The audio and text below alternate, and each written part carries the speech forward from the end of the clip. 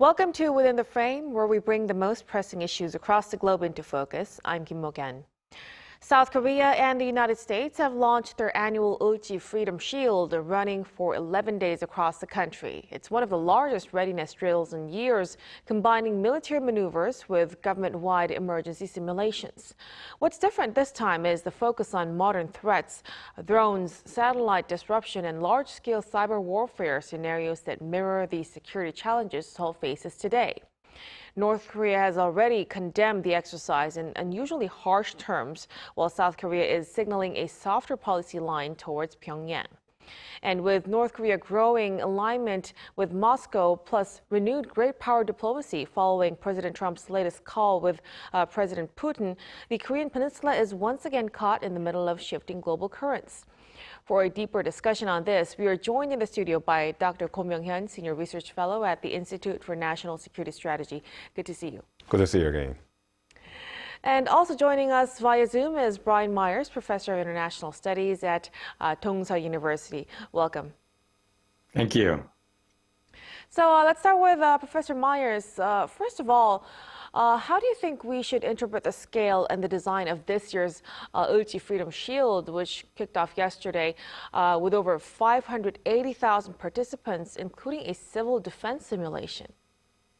Well, I think the interesting thing really is the whole scope of civilian participation this time, because it just dwarfs the military component. You know, we saw a Freedom Shield like this under the Yoon administration, but this one is larger. And that's a bit surprising considering it's a progressive administration now. You know, when I was studying in South Korea in the 1980s, there were regular air raid drills to get the whole public into the spirit of national defense.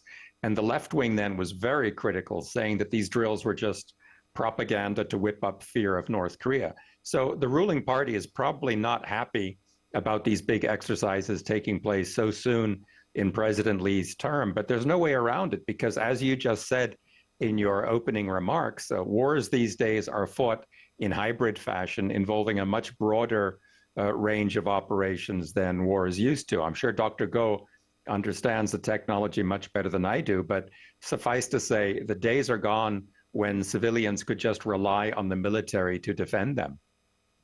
Right, definitely. Like we've been saying, this latest drills are simulating drone incursions, GPS jamming, and also cyber attacks. And this comes as South Korea faced more than 9,000 suspected North Korean hacking attempts just in the first half of this year. Dr. Go, how do you think this could affect the urgency and the realism of the latest exercises? Well, it's basically reflecting the evolving nature of modern warfare. The warfare paradigm has changed dramatically in the last 3-4 years, especially with the war in Ukraine, which has introduced new weapon systems such as drones, and how drones could fundamentally change the nature of not just warfare, but also the weapon system. So, and also there's another added component here, which is finally the United States and South Korea have reflected the fact that North Korea is threatening to use nuclear weapons from the very first stage of any military conflict in the Korean Peninsula. So there are two factors here. One is the dramatic and drastic technical changes that have taken place in the modern battleground, evidenced by what's going on in Ukraine. And second factor is clearly the integration of a nuclear warfare into a potential military contingency in the Korean Peninsula. So these two factors are essentially being simulated, and also as the military personnel, also as the civil defense personnel are being trained to confront this kind of warfare that could potentially happen. So this is essentially the very essence of military exercises, reflecting the current latest threat profile of our adversaries, and this is being integrated into our defense planning. So this is exactly what's going on. And in addition to the cyber warfare component, we know that just as the nuclear component, the chances that cyber warfare that we see today is it's not just something that happens on and off, but it's a continuous threat. So, and it's going to intensify if there's essentially an increase in the threat level in the physical domain. So these two combinations are it basically represents the latest the trends in the modern warfare. And I think the U.S. and then South Korean military authorities are doing the very best job on reflecting this. Right. So the type of rehearsals have also changed over time, considering the latest experiences that we're having. Now, Professor Myers, the schedule of the drills itself has also drawn a lot of attention. Half of the planned field training exercises were pushed back. Well, officials said that heat and safety were the main reasons. Do you think this was also a diplomatic signal aimed at lowering tensions? Well, I take the military's explanation quite seriously because there was a good deal of public anger here last year when a trainee soldier by the name of Pak Tae-in died of heat stroke during a disciplinary pack drill, and that was in springtime weather. That was in May. And the Democratic Party made quite a political issue out of that. So I think the extreme heat may well have played a large role in the military's considerations, but I think President Lee may also have been interested in postponing some of the exercises in order to downscale the number of people involved over the next few weeks. I mean, obviously, the North Koreans are going to be angry anyway, but spreading these exercises out over a longer period is probably a less provocative approach than compressing an enormous number of exercises into a few weeks. Right. In fact, President Lee has chaired the Ulchi and also there he stressed that the exercises are purely defensive and it's designed to protect civilians. But how likely is it, Dr. Go, that Pyongyang actually sees this as what President Lee has mentioned, or are they still locked in their wartime rehearsal narrative? Well, the North Koreans already issued a statement in this regard, officially contradicting or opposing what President Lee has said about the nature of Ulchi Freedom exercises. So what's going on is very simple. In the modern warfare, military exercises, in fact, represents a spectrum of deterrence measures as well as offensive measures. So going back to the example of the Ukraine war, the way the war started, or the way the invasion started, was with the Russian military deploying troops along the border with Ukraine under the guise of conducting military exercises. So this is essentially an example of how military field training exercise could easily degenerate into invasion planning. So this is a well-known fact in the NATO circles as well as elsewhere. The U.S. allies like South Korea and Japan, we understand this. And in fact, when we discuss about the potential contingency in the Taiwan Strait, the scenarios goes like this, that the Chinese military would deploy troops and weapon systems in the Taiwan Strait under the excuse that they are essentially staging field training exercises, and that could easily convert it into an invasion. So, and then if we flip the narrative, then the North Koreans are going to say that these military drills that we're conducting, which is massive in scale, could easily transform itself into an offensive campaign against North Korea. But then this is not something new. In fact, this is new for people in other countries. But North Koreans have been saying this since the 1980s when the United States and South Korea conducted joint military drills called the Team Spirit. So, and then North Koreans opposed the holding of Team Spirit exercises with the same exact argument that these are essentially planning for a preemptive strike against the regime. So there's a long history, a record of North Koreans saying this. So there's nothing new here, but on the other hand, it's interesting that the North Koreans are reacting like this when President Lee clearly is showing that he wants to restart the engagement, as well as showing very moderating, as well as very positive signs towards North Korea. So as Dr. Go has mentioned, Just today, we got a sharp reaction from North Korean leader Kim Jong-un, and there he condemned the latest UFS drills as the most hostile expression of intent towards North Korea, despite, President Lee's comments and Seoul's conciliatory gestures. He came out with a very strong language. Professor Myers, what about your thoughts? How should we interpret this?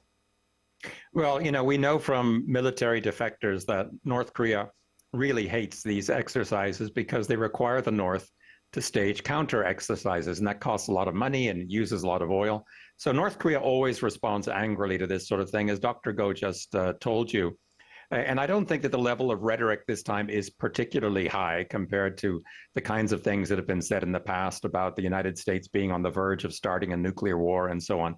But I think in more recent years, these complaints have served the purpose of legitimizing North Korea's nuclear program as a defensive one. In other words, making clear to the international community as well as to the domestic North Korean public that North Korea has no choice but to nuclearize. Now, the fact that Kim Jong-un made this statement himself instead of letting his sister or the news agency say it is significant, perhaps. Kim knows from the Singapore summit that President Trump does not like military exercises. He thinks they're a waste of money. And perhaps he's hoping to get Washington's attention this time. Mm-hmm. Now, while he mentioned that, he also chose the moment to showcase the new 5,000-ton destroyer Cheon-ho. Dr. Go, was the timing meant to coincide with the latest drills? And what does the ship's real capability show now? So it's interesting that Kim Jong-un has chosen to showcase his latest weapon system, the Chohyun-class guided missile destroyer, which is very unique in the North Korean arsenal of weapons, because North Korea is definitely essentially a deficiency when it comes to conventional capabilities. And this is the very first time that North Korea has developed and fielded a modern naval destroyer, which South Korea has plenty. But compared to previous years when North Korea showcased weapon systems to as a message of counteracting U.S. and South Korean joint military exercise, the key difference is that in the previous years, North Koreans showcased their nuclear capabilities. So for instance, they would parade around brand new intermediate range ballistic missiles, short range ballistic missiles. They would launch missiles. But this time around, interestingly enough, North Koreans are not doing any of that. Instead, they're showcasing on guided missile destroyer, which in fact they had first revealed to the public a couple of months ago.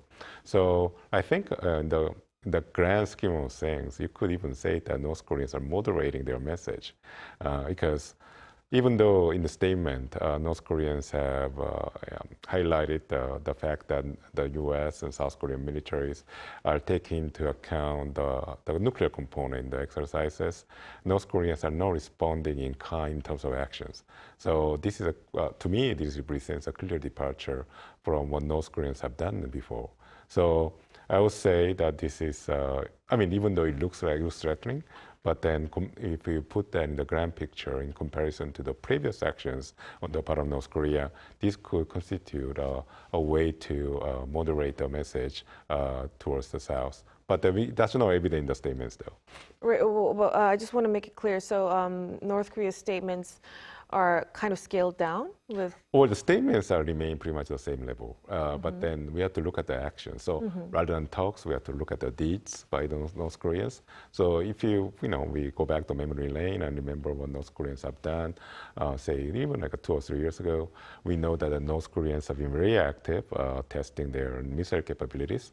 But then this time around, we don't hear stories of reports of North Koreans launching missiles before and after or during the exercises. Maybe they are saving it for the last day of the exercises, but then clearly they have dialed down the level of counteraction regarding the joint military drills. Right. As of now, it seems as though. Now, on the other hand, for South Korea, it has shifted its own policy stance. Just last week, the Unification Ministry has formally scrapped the Yoon-era 815 doctrine, which Pyongyang had denounced as an absorption policy, President Lee instead emphasized peaceful coexistence in his Liberation Day speech. Professor Myers, do you think this change could make a difference in how Pyongyang would view South Korea? I don't think it's going to be a big one. I think Chairman Kim knows that what we have here on the peninsula is not just a face-off between two republics, but of two systems. The one being the globalist system, the New World Order, whatever you want to call it, and the other being the bloc, Russia, China, and so on, that wants to preserve national sovereignty. So whether President Lee wants peaceful coexistence or not is really secondary to the question of whether the United States and NATO and the UN do. And I think Chairman Kim has concluded from the conflict in Ukraine and from what led up to that conflict that globalists will probably not rest until the world is under global governance. Now, whether that's the right or the wrong lesson to have learned is another matter, but this seems to be what is informing North Korea's skepticism about President Lee's outreach. Mm-hmm. Now, let's also touch upon growing ties between North Korea and Russia, of course. North Korea and Russia has recently issued a joint stamp marking the 80th Liberation Day, featuring Pyongyang's Liberation Tower. Dr. Go, how can we interpret the latest move? Well, I think it's a continuation of the symbolic gestures that the two countries have been exchanging since the several summits, two summits that President Putin and Kim Jong-un had, and also there's a signing of the Mutual Defense Pact. So, I mean, this is nothing really out of ordinary, but I think it's interesting that these kind of examples are multiplying and even increasing, and especially given the fact that the Russians and North Koreans have revealed their cooperation on multiple levels. In fact, going back to the example of the guided missile destroyer Cheon, this is a product of a Russian-North Korea military cooperation. So I think this is the postage, joint postage, is just another, more like a curious and also as a safe example of this kind of cooperation. But then going forward, there's probably going to be some sort of a tension in the relationship between the two countries, because so there's been some suspicion that Russia and North Koreans are they have a very close relationship because of what's going on in Ukraine. Russia needs North Korea on each side because of the military assistance, and also manpower, as well as weapon systems. But then, knowing what's going on in Ukraine, we know that President Trump is acting as a mediator between Moscow and Europe to bring an end to the war. And there's some observations that this could lower potentially the value of North Korea to the Russians. So if that's the case, then the North Koreans will reach out to the Americans to ensure that they somehow compensate for the lessening of influence over Moscow by developing their relationship with Washington. And this is in fact what happened in a way when Kim Mok-yeon issued a statement explaining North Korea's position regarding dialogue with North Korea, with the United States, which sounded much more positive than before. So even though the Russians and North Koreans today are issuing hostages together, maybe that might be the case in a couple of months. Mm-hmm. So we'll have to see if this deepening ties would continue. Now, before we wrap up, just yesterday, President Trump and President Putin spoke by the phone about raising the level of direct Russia-Ukraine negotiations, even without a breakthrough. Some say this gives Moscow more room to maneuver and, by extension, Pyongyang some more leverage as well. What are your thoughts on this, Professor Myers, and what should Seoul be most mindful of moving forward? Well, if there is a breakthrough, then that means the war in Ukraine is going to end to Russia's advantage and to Kim Jong-un's, because that would mean that his deployment of troops was successful. He'll be very happy to see this conflict ending early. Also, I think that a breakthrough would reflect America's deprioritization of its NATO commitments. And I think that could usher in a different relationship to its Asian allies as well. And I think the diplomatic balance may begin to tilt toward the China, Russia, North Korea bloc.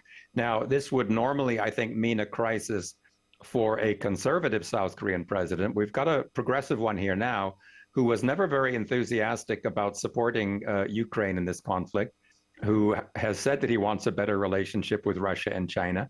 So I think he may well welcome the changes that seem to be coming. I think the two big dangers for South Korea are, number one, that a breakthrough could embolden China or North Korea to engage in provocations in the region. And number two, that with the Ukraine problem out of the way, the United States may become more confrontational vis-a-vis China as it focuses completely on that threat. And that, I think, would be a huge problem for the South Korean economy.